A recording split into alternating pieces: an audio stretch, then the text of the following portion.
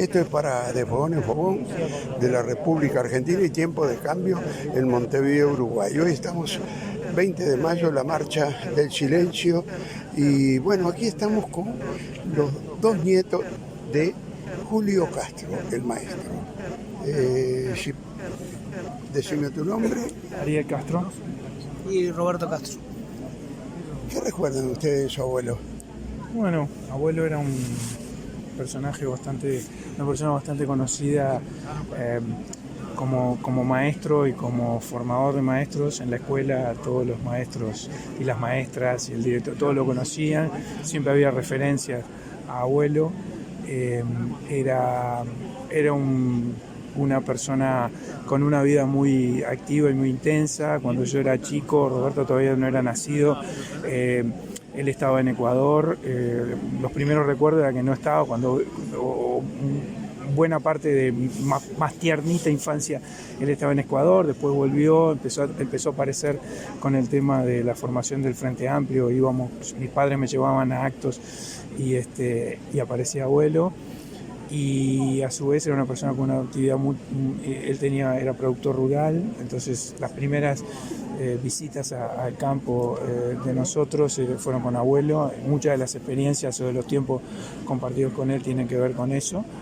Y a su vez era una persona que tenía muchas historias, muchas anécdotas, había recorrido toda América Latina, siempre tenía un cuento.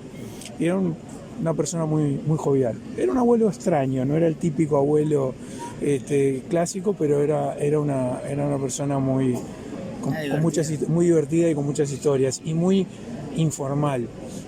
Para eso también, para uno cuando es un niño, esas cosas le presta atención. La mitad de las veces no usaba cinturón y andaba con una piola. Y por otro lado era una persona famosa y andaba siempre con ropa de trabajo, ese tipo de cosas. Y una expresión intelectual.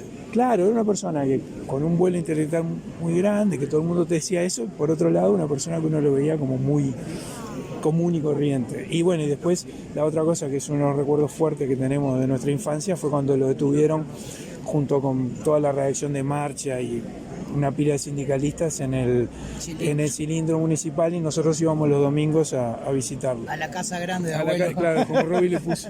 Yo le ponía la casa grande de abuelo Julio, porque claro, el cilindro municipal era un recinto deportivo muy grande, un gimnasio muy grande. Y estaba vacío y lo único que había eran presos políticos de ese momento. Y nosotros íbamos a la visita y claro, era la casa grande de abuelo Julio y nosotros pasábamos bárbaro. ¿Y sabían que estaba preso él ahí? Sí, bueno, él era más chiquito, entonces, y cuando lo liberaron y fuimos a visitarlo al apartamento donde él vivía, cuando salimos, Roby dice, a mí me gustaba más la casa grande de abuelo Julio. Era grande, estaba bárbaro. Entonces son recuerdos de ese tipo que tenemos de él.